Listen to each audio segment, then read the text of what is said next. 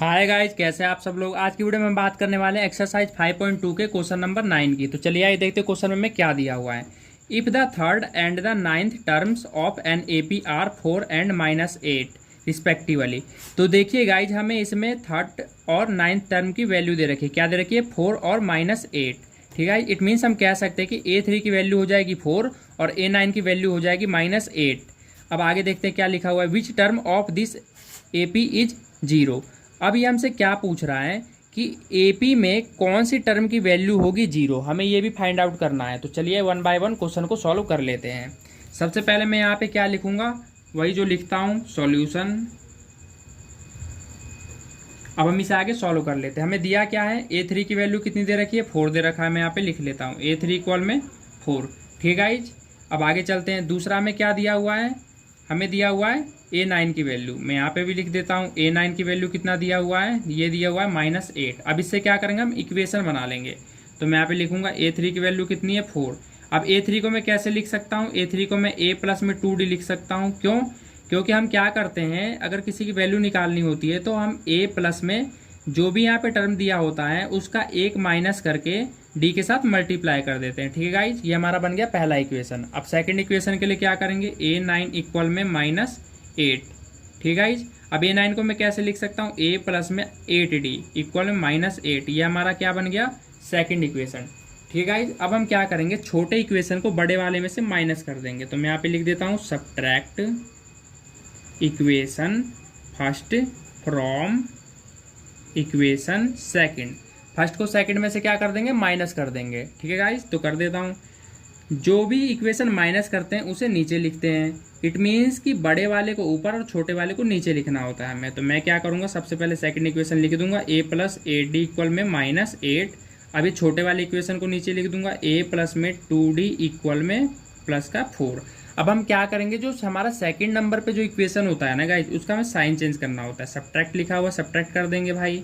ठीक है, अब आगे चलते हैं।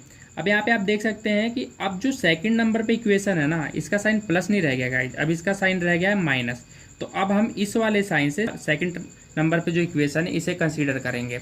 तो अब आप यहाँ पे देख सकते हैं प्लस का है, ये माइनस का है, मैं इसे कैंसिल कर दूंगा क्योंकि वैल्यू क्या है, सेम है, प्लस माइनस के, तो कैंसिल हो जाती है।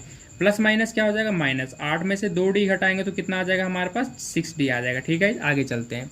अब यहाँ पे आप देख सकते हैं कि माइनस है और यहाँ पे भी माइनस है। माइनस माइनस क्या हो जाएगा, प्लस हो जाएगा।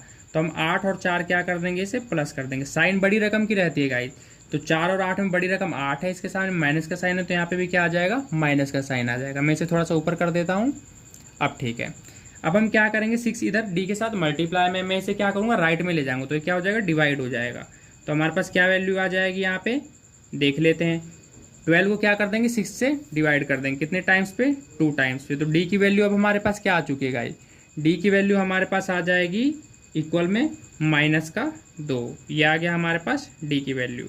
अब क्या करेंगे, हम इस D की वैल्यू से A की वैल्यू आसानी से फाइंड आउट कर सकते हैं। तो मैं यहाँ पे क्या करूँगा, फाइंड आउट कर लूँगा। ठीक है, तो मैं यहाँ पे लिख देता हूँ पुट D की वैल्यू छोटे वाले इक्वेशन में रख लेंगे ताकि निकालने में आसानी हो हमें, इन इक्वेशन फर्स्ट। ठीक है, अब मैं इक्वेशन फर्स्ट में यहाँ पे रख देता हूँ। इक्वेशन फर्स्ट क्या है हमारे पास, A प्लस 2D इक्वल में 4।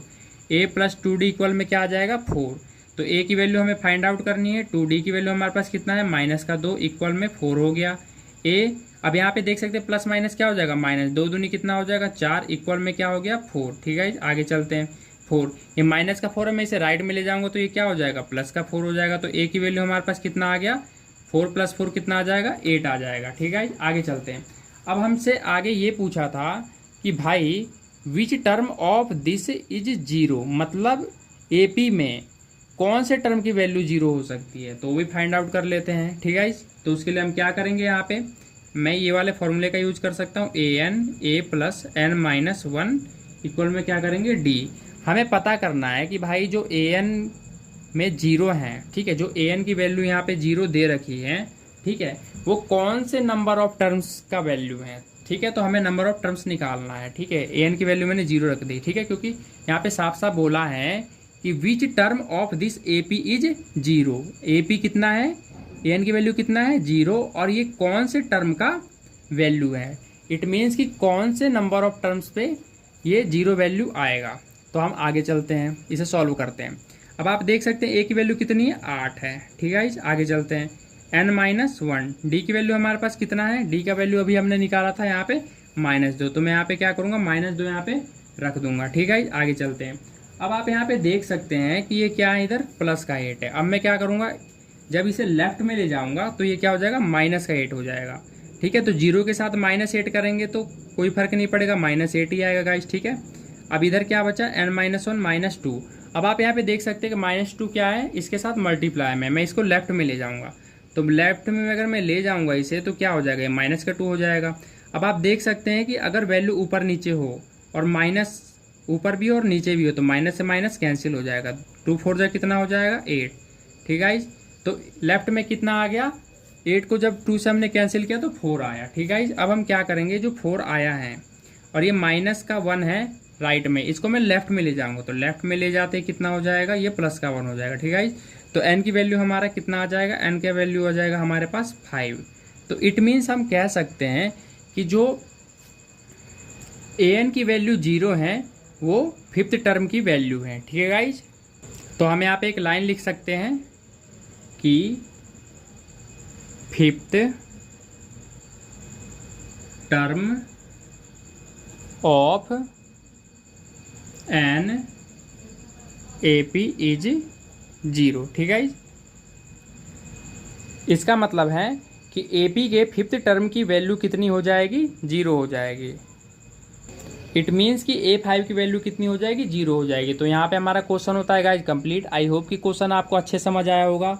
अगर वीडियो अच्छे लगे गाइज तो वीडियो को लाइक करें, शेयर करें और इसी तरह के वीडियो देखने के लिए हमारे चैनल सब्सक्राइब जरूर कर लें। धन्यवाद।